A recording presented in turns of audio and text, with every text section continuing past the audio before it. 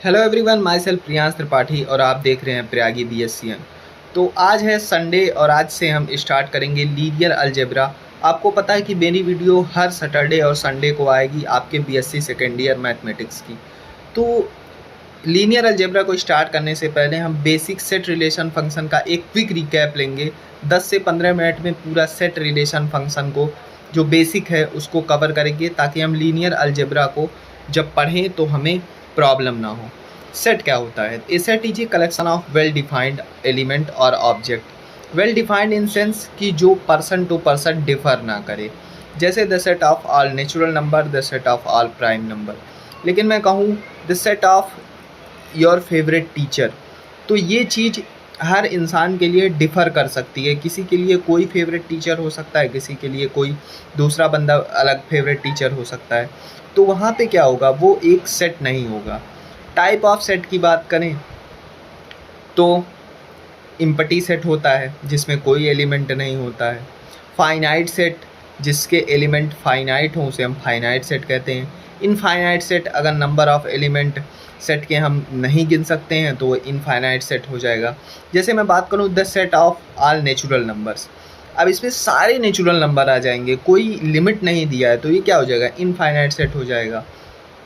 अगर मैं equal set की बात करूँ, दो सेट इक्वल कब होंगे, अगर ए बी का सबसेट है और बी ए का सबसेट है तो वो इक्वल सेट हो जाएगा। ये मैं क्विक रिकैप दे रहा हूँ, बाकी अभी मैं आपको दिखाता हूँ और अच्छे से समझा देता हूँ।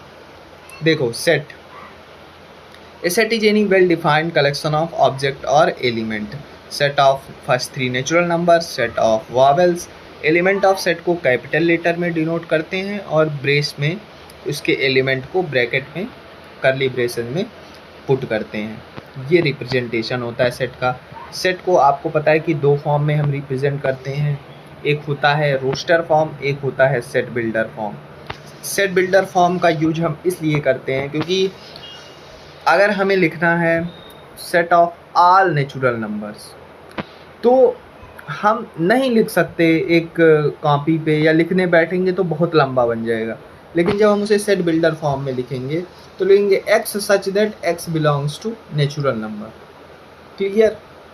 कुछ भी बढ़ाने की ज़रूरत नहीं है, ना हमें उसे बहुत बड़ा लिखना है ना बहुत छोटा लिखना है, उसमें सारे नेचुरल नंबर को हम रिप्रेजेंट कर रहे हैं। तो इसलिए हम सेट बिल्डर फॉर्म को ज़्यादा प्रेफर करते हैं as compare to roster form. अब देखो, बिलोंग टू का मतलब आपको पता है, ए बिलोंग्स टू एम यानी A is an element of M, A does not belongs to M means A is an not an element of M. Example of set देखो, n equal to 0 1 2 3 is the set of natural numbers, और n positive set of positive natural number, ये हो जाएगा। लेकिन देखो, whole number इसमें होना चाहिए। 0 अगर आ गया तो ये होल नंबर हो जाएगा, और जो नेचुरल नंबर होता है वो हमेशा 1 से स्टार्ट होता है। नेचुरल नंबर और होल नंबर में कंफ्यूज नहीं होना चाहिए।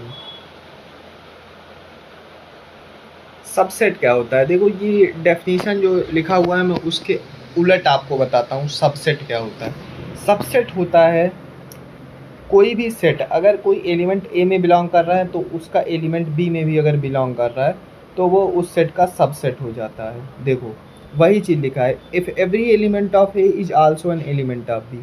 अगर हर एलिमेंट ए का बी का भी एलिमेंट है तो ए क्या हो जाएगा, बी का सबसेट हो जाएगा, और उसे हम इंक्लूजन रिलेशन के नाम से जानते हैं।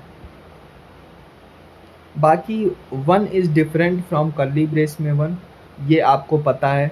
अगर हम ए इक्वल टू 1 कर्ली ब्रेसेस में लिख रहे हैं तो ए क्या हो जाएगा, उस बी सेट का जो दिया हुआ है उसका सबसेट हो जाएगा। फाई सबसेट होता है हर एक सेट का, ये भी आपको पता है। आगे देखो, if A is the subset of B and B is the subset of C then A is the subset of C. अगर ए बी का सबसेट है, बी सी का सबसेट है, तो ए क्या होगा, सी का सबसेट होगा। इट्स मैथमेटिकल, क्या कह सकते हैं, लैंग्वेज कह सकते हैं, और ये होता है, ये यूनिवर्सल फैक्ट है। पावर सेट क्या होता है? Subset of all set, set of all subset of A. अगर ए कोई सेट है और उसके सभी सबसेट का हम एक सेट बना लें तो वो क्या हो जाएगा, पावर सेट हो जाएगा सेट ए का। फाइनाइट सेट क्या होता है, अगर मैंने पहले ही बताया, अगर हम एलिमेंट को काउंट कर सकते हैं तो वो फाइनाइट सेट है, अगर हम उसके एलिमेंट को काउंट नहीं कर सकते हैं तो वो इनफाइनाइट सेट हो जाएगा। ऑपरेशन ऑन द सेट क्या होता है, intersection A intersection B X belongs to A and x belongs to B. अगर ए इंटरसेक्शन बी फाई है तो ए और बी को हम डिसजॉइंट सेट कहेंगे। ए यूनियन बी क्या होता है, एक्स बिलोंग्स टू ए और X belongs to B. Set difference A by B X belongs to A and X does not belongs to B. ये कुछ सेट के ऑपरेशन होते हैं। और सेट ऑपरेशन के अलावा आपको डी मॉर्गन लॉ ने आपने पढ़ा हुआ है, उस पर मैं नहीं जा रहा हूँ क्योंकि मैं बस एक बेसिक इंट्रोडक्टरी वीडियो इसमें बनाया हूँ ताकि आपको सारी चीज़ें समझ में आए। कार्टेशियन प्रोडक्ट क्या होता है, ए क्रॉस बी ऑर्डर्ड पेयर जिसमें फर्स्ट एलिमेंट ए में रहेंगे और सेकंड एलिमेंट क्या रहेगा, बी में रहेगा। X belongs to A and x belongs to B, A cross B. ये एग्जाम्पल देख लो और उसका आगे कार्टेशियन प्रोडक्ट बना के दिखाया हुआ है, वो देखो। A cross B, 1 comma A 1 comma B 1 comma C 2 comma A 2 comma B 3 comma C. और आपने 11 में पढ़ा हुआ है कि Cartesian product A cross B और बी क्रॉस ए इक्वल नहीं होता है, ठीक। और देखो एक फैक्ट और भी है कि A cross B cross C not equal to A cross B cross C, यानी कार्टेशियन प्रोडक्ट क्या होता है, एसोसिएटिव नहीं होता है। चलो आगे बढ़ते हैं। अगर ए और बी दो सेट हैं तो any non empty subset of R A cross B is called binary relation. देखो एग्जांपल देख लो, कार्टेशियन प्रोडक्ट बनाया, R1 R2 R3 क्या हो गए, उस पर बाइनरी रिलेशन हो गए। मैं बहुत डीप नहीं जा रहा हूँ, क्यों नहीं जा रहा हूँ, क्योंकि ये बस एक इंट्रोडक्टरी वीडियो है, क्विक रिकैप हम ले रहे हैं टॉपिक्स का, ये सब आप ऑलरेडी पढ़े हुए हैं। Reflexive relation x comma x belongs to R. दूसरा आपका आ गया सिमेट्रिक रिलेशन, अगर x Y belongs to R है तो वाई एक्स भी आर को बिलोंग करना चाहिए। ट्रांजिटिव रिलेशन, अगर x Y belongs to R y Z belongs to R तो एक्स जेड भी क्या करना चाहिए, आर को बिलोंग करना चाहिए, तो क्या हो जाएगा transitive relation. But transitive relation में दो कंडीशन आते हैं। देखो ट्रांजिटिव का पहला केस है, अगर x Y belongs to R और Y Z belongs to R तो एक्स जेड आर को बिलोंग करना चाहिए। लेकिन अगर x Y belongs to R and Y Z does not exist then X Y is also transitive. जैसे मान लो 1 2 है और 2 1 एग्जिस्ट ही नहीं कर रहा है तो वो ट्रांजिटिव हो जाएगा, ठीक। लेकिन अगर 1 2 है और 2 1 है तो 1 1 होना चाहिए उसे ट्रांजिटिव होने के लिए। ये होता है ट्रांजिटिविटी का सेकंड केस और first case.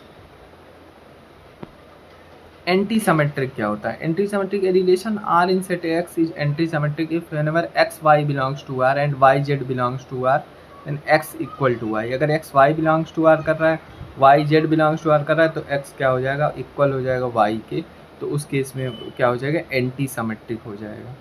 X R belong to R conjunction y R x implied x equal to y, then R क्या हो जाएगा, एंटी सिमेट्रिक कहलाएगा। इक्विवेलेंस रिलेशन आपने ऑलरेडी पढ़ा है। A relation R on set X is called equivalence relation if it is reflexive, symmetric and transitive.